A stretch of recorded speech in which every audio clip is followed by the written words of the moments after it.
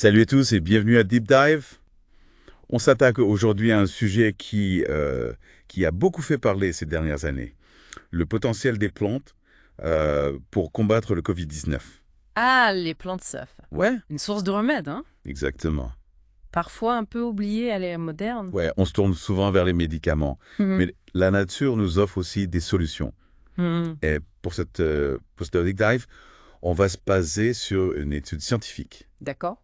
parue dans le journal Virus en 2024. Euh, Figurez-vous qu'ils ont étudié 10 plantes communes. Ah oui, Vous savez, celles qu'on trouve dans nos cuisines, dans nos jardins, pour voir si elles pouvaient avoir un effet sur le virus. c'est fascinant ça. On parle souvent des vaccins, mais qu'en est-il des traitements de surf? Eh bien, c'est là que ça devient intéressant. Oui. L'étude s'est penchée sur le cycle de vie du SARS-CoV-2. Mhm. Vous savez comment il infecte nos cellules, Oui. et il se trouve que certaines plantes ont des composés qui peuvent interférer avec ce processus. Ah, intéressant. On parle de flavonoïdes, de terpènes, d'alcaloïdes. Attendez, je crois que j'ai besoin d'un petit rappel. Comment ces composés agissent sur le virus? En gros, ils peuvent bloquer le virus à différents niveaux. D'accord. Par exemple, certains composés empêchent le virus de s'accrocher à nos cellules. Hmm. Un peu comme s'il mettait un barrage à l'entrée. Ah, d'accord, je vois. Vous voyez, Un peu comme un garde du corps qui empêche le virus de rentrer dans la boîte de nuit. exactement. Ah oui, j'aime bien. On retrouve ce genre de composés dans le curcuma, le ginkgo biloba et même le cumin noir. D'accord. Et puis, il y a d'autres composés qui peuvent s'attaquer aux enzymes du virus. Hmm. Vous voyez, Les enzymes, c'est ces petites machines qui permettent au virus de se répliquer. tout à fait. C'est bien ça. En les bloquant, on empêche le virus de se multiplier. D'accord. C'est une stratégie qu'on retrouve dans le ginkgo biloba et le gingembre, par exemple. Ah oui? Et devinez quoi? Ces plantes, on les utilise déjà pour plein d'autres choses. Ah oui, c'est vrai. Le ginkgo biloba est souvent utilisé pour la mémoire Ouais. et la circulation sanguine. Hmm. Et le gingembre, c'est un anti-inflammatoire bien connu. Exactement. On va décortiquer tout ça en détail. D'accord. On va commencer par le ginkgo biloba, Oui. qui a un potentiel assez impressionnant. Hmm. Non seulement il pourrait aider à ralentir la multiplication du virus, Oui. mais il aurait aussi un effet sur la tension artérielle. C'est intéressant quand on sait que l'hypertension est un facteur de risque pour le Covid-19. Tout à fait. Et en plus, le ginkgo biloba a des propriétés antioxydantes, Oui. ce qui est toujours un bonus pour la santé. Parlons maintenant du curcuma, qui est très populaire ces dernières années. Qu'est-ce qu'il a de si spécial? Eh bien, le curcuma, ou plutôt son composé actif, la curcumine, est un anti-inflammatoire très puissant. On sait que l'inflammation joue un rôle majeur dans les formes graves de Covid-19. Hmm. Donc, la curcumine pourrait vraiment aider à limiter les dégâts. C'est prometteur de hausser. Et j'ai entendu dire qu'elle pouvait aussi agir sur la coagulation du sang. Absolument. Le curcuma pourrait aider à prévenir la formation de caillots sanguins, Hmm. une complication fréquente et dangereuse du Covid-19. On dirait vraiment un allié de choix contre le virus sec. Oh ouais. Passons maintenant à l'armoise annuelle, une plante utilisée depuis des siècles pour traiter le paludisme. Et figurez-vous que son composé actif, l'artémisinine, pourrait aussi être efficace contre le SARS-CoV-2. C'est incroyable. Est-ce que cela signifie qu'on pourrait utiliser des médicaments antipaludiques pour traiter le Covid-19? C'est une piste qui est explorée, mais il est encore trop tôt pour le dire avec certitude. D'accord. Des études complémentaires sont nécessaires. J'ai hâte d'en savoir plus, mesdames. Parlons maintenant du cumin noir ou Nigella sativa. Le Nigella sativa, c'est un peu le couteau suisse des plantes médicinales. Ah oui, Il a des propriétés antioxydantes, anti-inflammatoires, et il peut même moduler le système immunitaire. moduler le système immunitaire. Qu'est-ce que ça veut dire? En gros, ça signifie qu'il peut aider le système immunitaire à mieux fonctionner, D'accord. à être plus efficace pour lutter contre le virus. Ah d'accord, je comprends mieux. C'est un peu comme un coach qui booste les défenses de l'organisme, soit. Exactement. Et certaines études suggèrent que le Nigella sativa pourrait même bloquer la réplication du virus. On a vraiment affaire à une plante multitalent. C'est fascinant. Et qu'en est-il du gingembre, cette racine qu'on utilise souvent en cuisine? Le gingembre, c'est le champion contre la nausée. Oui. Mais il a aussi un potentiel intéressant contre le Covid-19. Il pourrait aider à réduire l'inflammation, le stress oxydatif et même la douleur. En gros, il agit comme un apaisant pour l'organisme. On dirait qu'il agit sur plusieurs fronts à la fois. C'est ça. Et en plus, il est facile à intégrer dans son alimentation. On peut l'utiliser frais, en poudre, en infusion. Parlons maintenant d'une plante qu'on aime ou qu'on déteste. L'ail. Avec son odeur si particulière, il ne laisse personne indifférent. Et pourtant, il a des propriétés incroyables. L'ail peut stimuler le système immunitaire Oui. et il a des propriétés antivirales. Hmm. Des études suggèrent qu'il pourrait même aider à prévenir l'infection par le SARS-CoV-2. C'est intéressant. Mais est-ce qu'il faut manger des tonnes d'ail pour en ressentir les bienfaits d'eau? Pas forcément, non. Même de petites quantités peuvent avoir un impact positif sur la santé. Passons maintenant à une épice qu'on utilise souvent dans les desserts, la cannelle. La cannelle, c'est bien plus qu'une simple épice. Elle a des propriétés antioxydantes, anti-inflammatoires, et elle pourrait même aider à réguler la glycémie et le cholestérol. C'est important car on sait que le diabète et les maladies cardiovasculaires sont des facteurs de risque pour le Covid-19. Tout à fait. En plus, la cannelle a un goût délicieux, Mhm. et elle s'intègre facilement dans plein de recettes. Parlons maintenant du romarin, une plante aromatique qu'on utilise souvent en cuisine. Le romarin, c'est un peu le champion de l'antioxydation. Il est riche en polyphénols, des composés qui protègent les cellules contre les dommages causés par les radicaux libres. Et les radicaux libres, ce sont ces molécules qui accélèrent le vieillissement, c'est bien ça? Exactement. Le romarin pourrait donc aider à ralentir le vieillissement cellulaire D'accord. et à prévenir certaines maladies. C'est de bonnes nouvelles, ça. Et j'ai entendu dire qu'il avait aussi des propriétés antivirales. Absolument. Des études suggèrent que le romarin pourrait inhiber la réplication du SARS-CoV-2. C'est incroyable. Passons maintenant à une plante qu'on considère souvent comme une mauvaise herbe, le pissenlit. Et pourtant, le pissenlit est une plante très nutritive.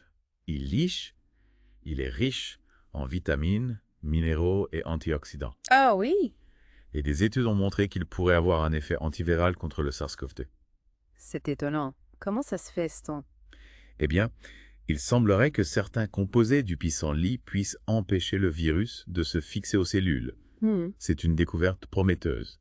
On apprend vraiment plein de choses aujourd'hui. Et pour finir, parlons de l'origan, une autre plante aromatique qu'on utilise souvent en cuisine. L'origan, c'est un concentré d'antioxydants. Il a des propriétés anti-inflammatoires. Oui. Et il pourrait même aider à prévenir les fameuses tempêtes de cytokines. Hmm. Une réaction immunitaire excessive qui peut être très dangereuse dans le cas du Covid-19. C'est une information précieuse. On dirait que l'origan a un rôle important à jouer dans la protection de l'organisme. Exactement. Et en plus, il donne un goût délicieux aux pizzas et aux pâtes à vin.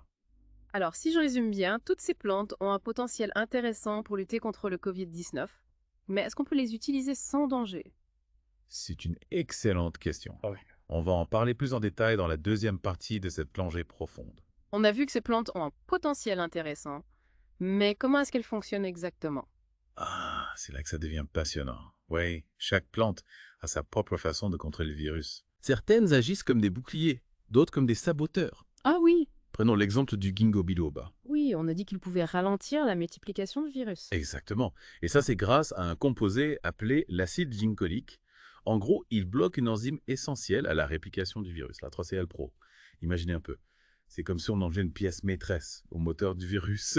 Ah oui, je comprends mieux. Et le curcuma, comment est-ce qu'il s'y prend? On a parlé de ses propriétés anti-inflammatoires. Oui, et c'est une fois crucial. L'inflammation, c'est un peu comme un incendie qui se déclenche dans l'organisme quand il est attaqué par le virus. Le curcuma, avec sa curcumine, vient calmer le jeu, comme un pompier qui éteint les flammes. Donc il aide à limiter les dégâts causés par le virus. Exactement. Et ce n'est pas tout.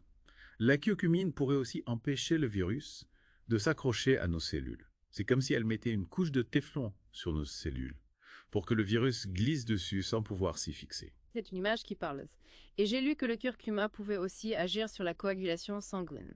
Tout à fait. Il pourrait aider à prévenir la formation des caillots.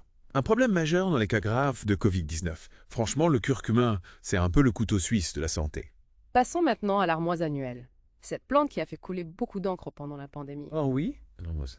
Son composé actif, l'artémisine, est connu pour son efficacité contre le paludisme. Et des études suggèrent qu'il pourrait aussi avoir un effet antiviral contre le SARS-CoV-2. On n'a pas encore toutes les réponses, mais c'est une piste prometteuse. Et le cumin noir, qu'est-ce qu'il a de particulier? On a parlé de sa capacité à moduler le système immunitaire. Oui, le cumin noir, c'est un peu le coach sportif du système immunitaire. Il l'aide à se renforcer, à mieux s'organiser pour combattre le virus. En plus de ça, il a des propriétés antioxydantes qui protègent nos cellules contre les dommages. C'est un peu comme un entraîneur qui donne des vitamines à ses athlètes. Exactement. Et certaines études suggèrent qu'il pourrait même inhiber la réplication du virus directement. On a vraiment affaire à une plante multitalent. Et le gingembre, cette racine qu'on utilise souvent pour ses propriétés digestives. Le gingembre, c'est le roi du confort digestif. Bien. Mais il a aussi un potentiel intéressant contre le Covid-19. Il pourrait aider à réduire l'inflammation, le stress oxydatif et même la douleur. En gros, il agit comme un apaisant pour l'organisme. C'est un peu le doudou de notre système immunitaire. Exactement. Et en plus, il est facile à intégrer dans son alimentation. On peut l'utiliser frais en poudre, en infusion. Parlons maintenant de l'ail, cet aliment qui divise autant qu'il rassemble. L'ail, c'est un peu le rebelle de la famille des plantes médicinales. Il a une odeur forte, un goût prononcé, mais il ne faut pas se fier aux apparences. L'ail est un allié précieux pour le système immunitaire. Il contient des composés soufrés qui ont des propriétés antivirales et stimulantes pour des défenses de l'organisme. On dit souvent que l'ail est un antibiotique naturel. Oui, c'est vrai. Et certaines études suggèrent qu'il pourrait même aider à prévenir l'infection par le SARS-CoV-2. Bien sûr, il ne faut pas en abuser, mais l'ail a vraiment sa place dans une alimentation saine. Passons maintenant à la cannelle, cette épice qui évoque souvent les fêtes de fin d'année. La cannelle, c'est bien plus qu'une simple épice. Elle a des propriétés antioxydantes, anti-inflammatoires, et elle pourrait même aider à réguler la glycémie et le cholestérol. Ah oui, c'est important, car on sait que le diabète et les maladies cardiovasculaires sont des facteurs de risque pour le Covid-19. Tout à fait. En plus, la cannelle a un goût délicieux et elle s'intègre facilement dans plein de recettes. Parlons maintenant du romarin, cette plante aromatique qu'on utilise souvent en cuisine méditerranéenne.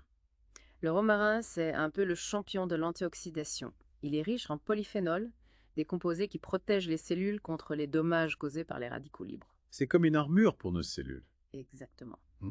Et certaines études suggèrent qu'il pourrait même inhiber la réplication du SARS-CoV-2. On dirait qu'il a plus d'un tour dans son sac. Passons maintenant à une plante qu'on considère souvent comme une mauvaise herbe. Le pissenlit. Le pissenlit, c'est une plante qui a mauvaise réputation, mais qui est en réalité très nutritive. Oui, il est riche en vitamines, minéraux et antioxydants. Et des études ont montré qu'il pourrait avoir un effet antiviral contre le SARS-CoV-2. C'est incroyable. Comment ça se fait?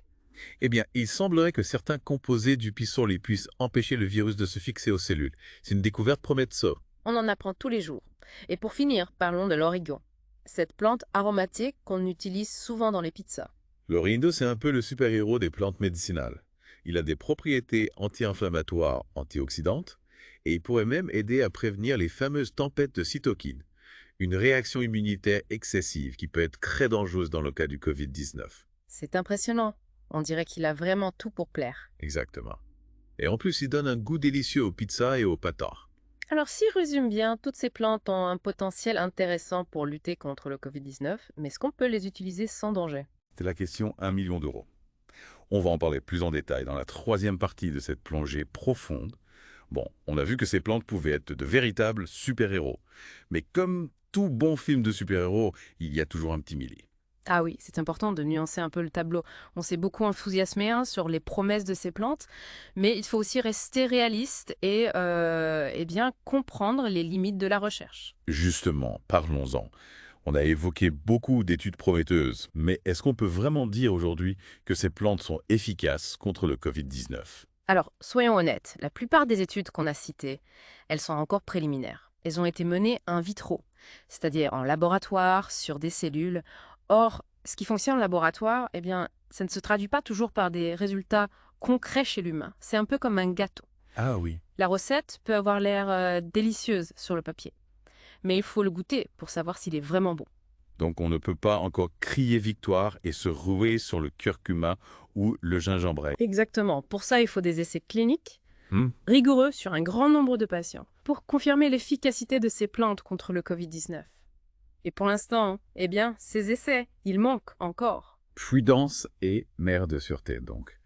Mais en attendant d'en savoir plus, est-ce qu'il y a un risque à utiliser ces plantes? Oui, il ne faut pas banaliser l'utilisation des plantes. Même si elles sont naturelles, elles peuvent avoir des effets puissants et puis elles peuvent interagir avec d'autres médicaments. Ah oui, c'est vrai, on l'oublie souvent roux. Par exemple, certaines plantes, elles peuvent fluidifier le sang, ce qui peut être dangereux si on prend déjà des anticoagulants. D'autres peuvent interférer avec le métabolisme de certains médicaments. Donc avant de se concocter une potion magique à base de plantes, il faut absolument consulter son médecin. Absolument. C'est lui qui pourra évaluer les risques. les bénéfices en fonction de chaque situation personnelle. Hmm. L'automédication, même avec des plantes, ça peut être dangereux. Un autre point important, je pense, c'est que la médecine traditionnelle, ce n'est pas juste prendre une plante et espérer une guérison miracle. Tout à fait. C'est une approche holistique qui prend en compte l'individu dans sa globalité. Son alimentation, son mode de vie, son environnement. Donc même si ces plantes ont un potentiel intéressant, elles ne sont pas une solution miracle. Exactement. Il faut les intégrer dans une démarche globale de santé, qui inclut une alimentation équilibrée, une activité physique régulière et puis une bonne gestion du stress. C'est un message important à retenir. Alors pour conclure cette plongée, qu'est-ce qu'on peut dire aujourd'hui sur le potentiel des plantes contre le Covid-19 ? Eh bien, ces plantes, elles ouvrent des pistes de recherche intéressantes, c'est certain. Mais il faut rester prudent, attendre les résultats de ces cliniques, avant de tirer des conclusions hâtives. N'oublions pas que la nature, c'est une source incroyable de solutions pour notre santé. Mais il faut l'aborder avec respect. Et puis, avec discernement. Merci beaucoup pour toutes ces informations. C'était une exploration passionnante. De rien. Pleine de surprises, de nuances. On se retrouve très bientôt pour une nouvelle plongée dans le monde fascinant de la science.